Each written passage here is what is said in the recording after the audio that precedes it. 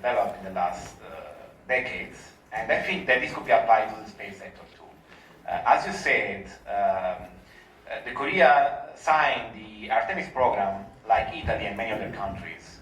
And I think in this kind of like international cooperation sectors, I think Italy and Korea could, as you said, as middle powers, could help each other to develop this kind of bilateral program and multilateral too, as Artemis is. And so I'm very looking forward to see this kind of cooperation being supported by each government and the space agencies too. As Professor Passera said before, there is an MOU signed between Italy and Korea about space activity and space exploration. And this could be like the stepping stone for this kind of programs together. And in the end, I'm very looking forward to witness the evolution of the space sector here in Korea.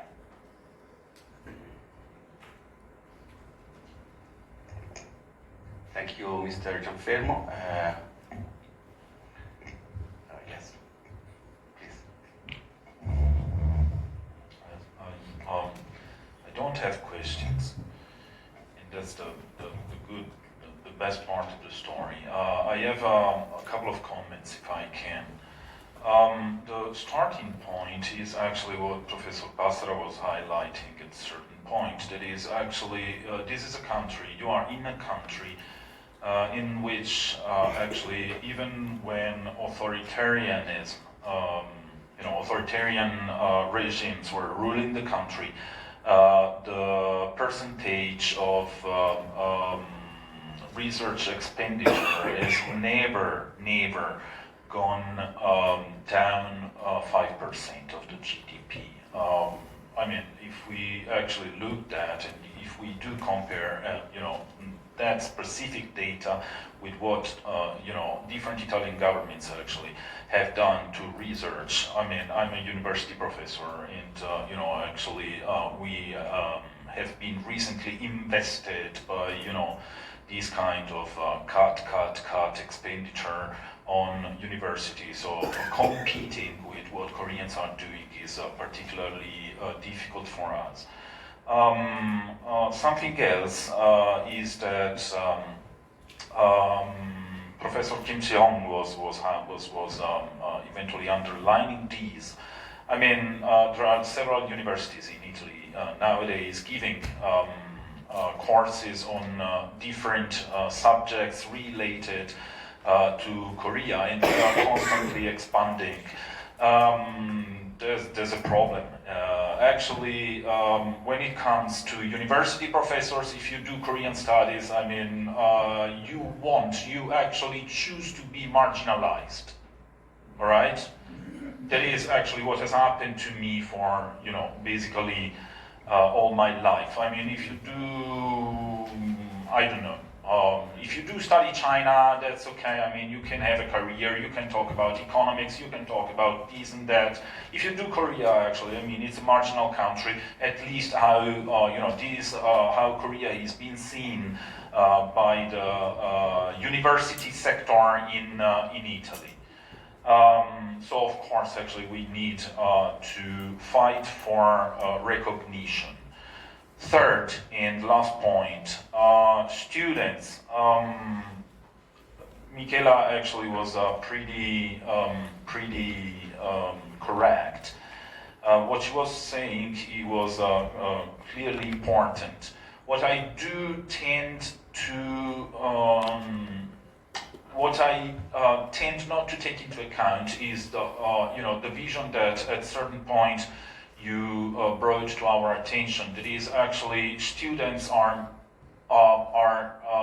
pretty much talented, and I know that actually you know that at least I have taught in 4 continents, and actually I do totally and absolutely think that Italian students are the best ones in the world because they are really talented. They actually can create interconnections that eventually other students from other countries cannot do, are not able to do. What actually I eventually tend not to take into account is basically the fact that Italian students are attracted by Korea because of BTS or Hallyu or whatever, or Parasite or Squid Game.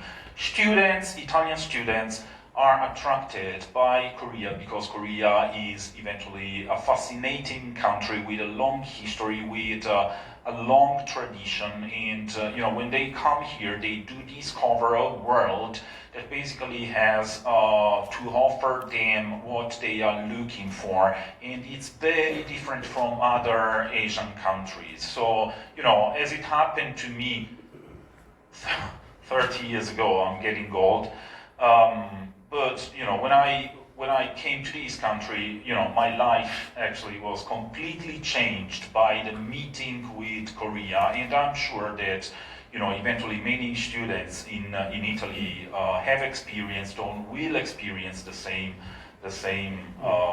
feeling. Thank you, Professor Fiori.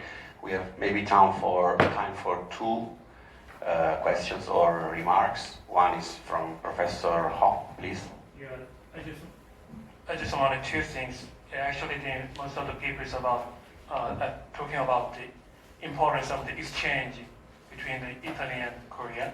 So the first thing is that I want to emphasize is it's very important to increase the exchange between the Italy and Korea in order to increase the bilateral cooperation in terms of the people or money. Yeah, that is very important thing. And the other one is that actually in Korea joined the pillar second of the Horizon Europe. So this is very important, the stepping stone or the opportunity for Italy and Korea to initiate the joint R&D program. So we have to make use of these opportunities. Thank you. Thank you. Maybe one last question or comment, if anybody want to say something.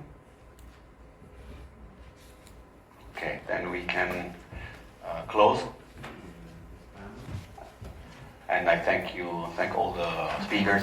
Andrea, just I'd like to underline one. C'è qualcosa che vuole dire? Professor Menegazzi, are you still connected? Maybe you want to share with us a last comment, last remark? To share a comment. Yes, please. I would like to just share that I really enjoyed this panel, and thanks again for allowing me to attend the conference online. Thank you very much to you. And we close this panel, and we will have a brief. Maybe we have Just one related to what Professor said. We have here in this room some architects and designers, and once we strengthen more and more this relation, we can also help our countries through Korean architects or designers. We can help Italy, and through Italian designers and architects we can help Korea in order to create some platform in which we can communicate, because I'm sure from this challenge also we can have other opportunity to create city diplomacy and to enlarge the number of cities that want to create these twin cities. Just this. Thank you all again, and we close the session and we go outside for a brief coffee break, and we convene here again at 3 p.m.